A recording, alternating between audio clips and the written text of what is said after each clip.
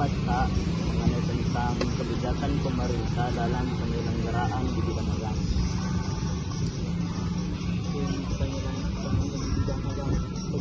Kebijakan pemerintah dalam hal penyelenggaraan apa namanya dalam bidang agama.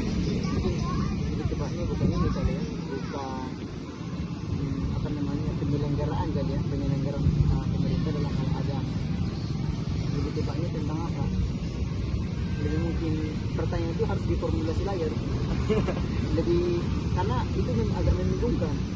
Karena bukan pemerintah yang menyelenggarakan agama itu, ya nggak sih? Iya.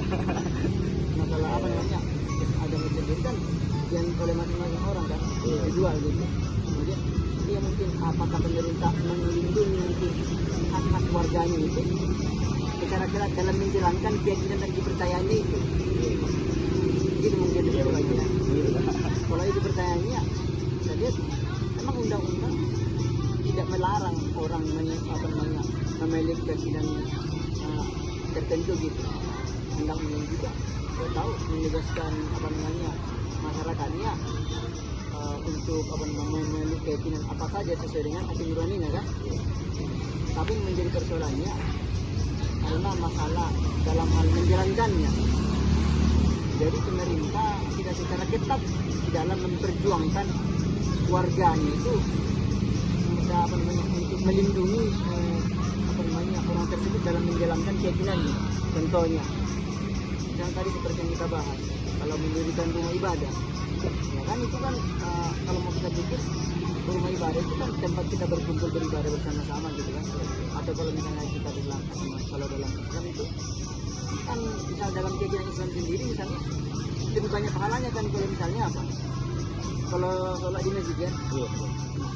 Saya sebagai seorang Kristen, kami tidak meyakini seperti itu, tapi rumah ibadah itu adalah apa namanya salah satu menjadi tempat kita di mana berkumpul untuk ya memuji ya kan Tuhan yang pencipta gitu. Tapi dalam pendirian rumah ibadah misalnya itu tidak dilindungi secara ketat. Misalnya di tengah-tengah yang katakanlah kalau misalnya yang atau misalnya muslim gitu tidak apa namanya misalnya kalau mau mendirikan rumah ibadah harus ribet begitu, bahkan juga kadang izinnya tersulit sama pemerintah, bahkan tempat sekarang saya ibadah itu ya harus izinnya aja ruang serbaguna bukan gedung gereja gitu. Jadi itu dalam hal ini artinya itu pemerintah itu tidak memperjuangkan hak warganya gitu.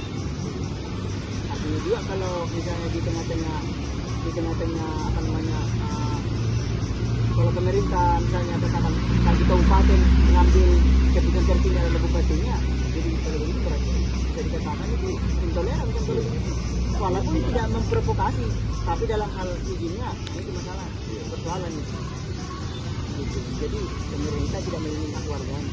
Sementara Indonesia ini apa namanya negara kesatuan.